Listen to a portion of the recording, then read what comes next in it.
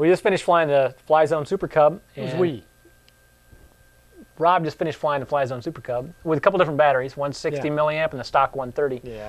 Gave us a couple different flight characteristics or different results, which is kind of fun because it's what everybody's going to do with their micro. Well, I'll say everybody. I make that assumption. A lot of people are going to. They want to play around with batteries. You know, it is a standard battery, so a lot of people have quite a collection. So if you've got 2 dozen sitting there, you're gonna want to try them. Sure. And the cool thing is when you jump up to like the 160, you shift the CG around. So depending on windier days, we'll get into that. I think I'm going too far into the 5x5 review. Starting with the model characteristics build as advertised, Rob, you gave it a 4 out of 5. Yeah, it's a ready-to-fly plane. There's really nothing to do to it. We did do there are a couple of things to mention. One, as far as the plane itself, your struts that you have to put on, you do kind of have to torque them around the tabs where they adhere.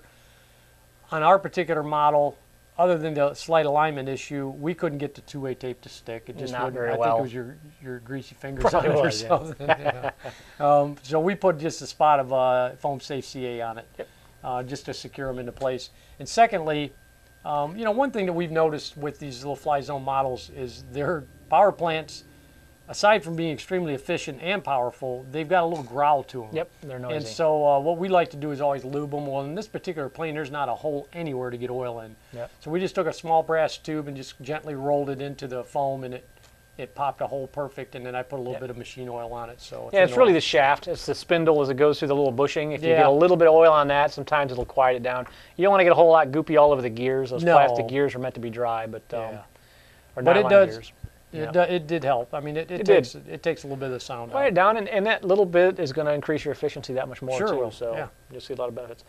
The next thing's finish. Gave it a 4 out of 5. Yeah, it's got a nice finish. We mentioned that when we looked at it for the first time. We were both impressed with the cleanness of it, the paint job and stuff, and yeah, it's got a good look. Power, we gave it a 5 out of 5. As mentioned, their power plants are plenty strong enough for these little planes, and you know, again, efficient. And we flew in a breeze today too. Yes, we did, and I think that's notable.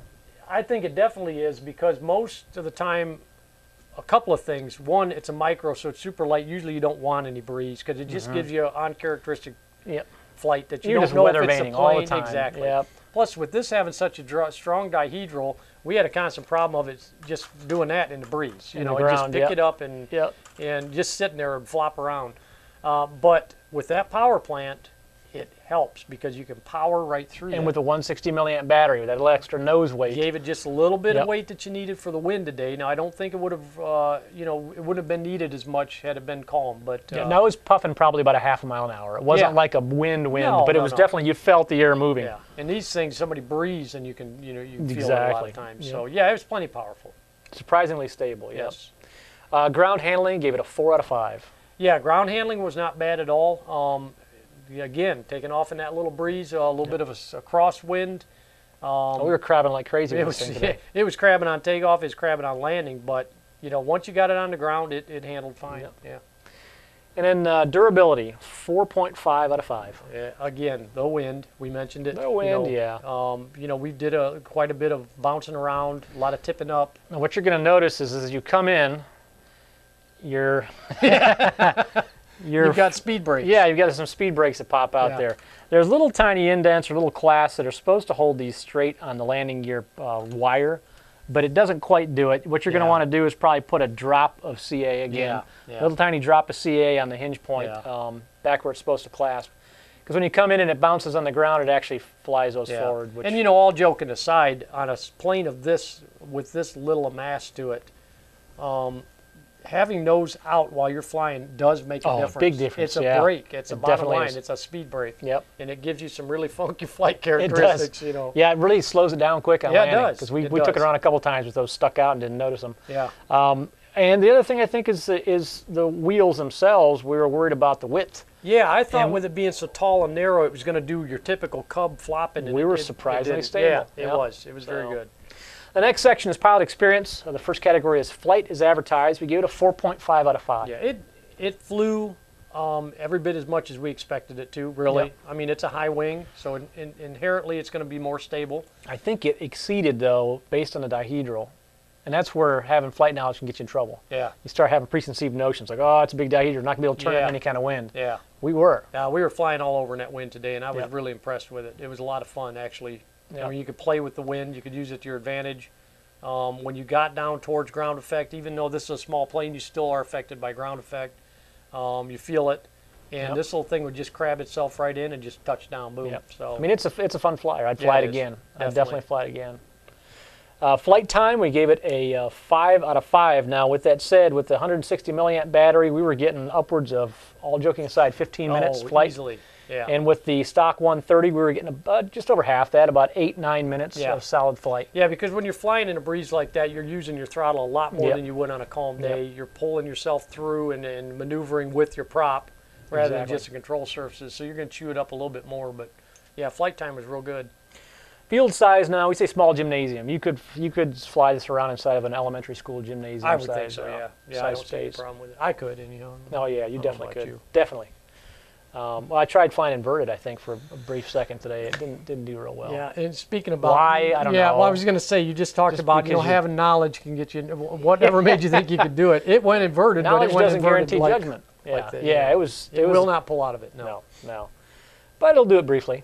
briefly. For a short period of time. Yeah. Portability, we give it a 5 out of 5. Yeah, it just slides right down in the sleeve. You put the keepers on, close the box, and got a handle, and you're ready good to to go. And the last thing is skill level.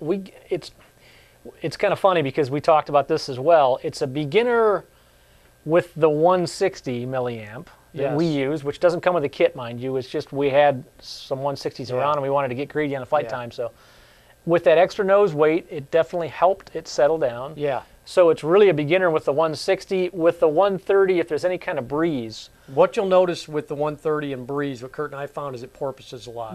it's real pitch sensitive. Yeah, So, you'll find yourself constantly fighting this because Yep. the wing has so much lift, and you just need that little bit of weight to bring keep it in down, that yeah. nose down attitude. You know. I really love the way it flew with the 160, and I think part of that is the duration. Yeah. You get the additional flight time, but the fact that we were flying in a breeze today, it made all the difference. Yeah. So it's kind of a beginner intermediate. The 130, it's an intermediate-ish. Yeah. You can fly it, but you're going to have to do what you typically don't want to get in the habit of doing, and it's pushing forward on the right stick. Exactly. Yeah. You don't have to push the nose down a little bit to keep your airspeed up, or what you're going to find yourself doing is constantly stalling. Yeah. So pull yourself into the 160. If you're a beginner, just make the investment at $6, $7. Yeah, you can get probably, the 160 milliamp, and your charger that's built into the transmitter will charge up that 160 just fine. Because what you'll Take a find little longer. yourself doing, and Kurt, when we flew this at in the backyard actually, before the review, and you saw me doing a lot of flying like this. Yeah. And it is. The nose is straight up, and you're constantly just pulling yourself like in a hover. And I think you haven't gotten used to that push forward flying, which is it's unnerving. I mean, nobody wants to push forward and stick when you're flying. It's counterintuitive. Yep. So you're right. And that was the 130 milliamp on a breezy day. Well, now that you've announced my shortcomings, let's wrap this thing up. All right, well, that completes our review of the Flyzone Super Cub. You can see the full review at tubefly.com, and if you have any questions that remain unanswered, click on the Ask To icon down in the lower left corner of the screen. It'll send us a message. In a couple business days, we'll try to get back with you and get your questions answered. I'm Kurt with Two Brothers Hobby. And I'm Rob. Thanks for watching.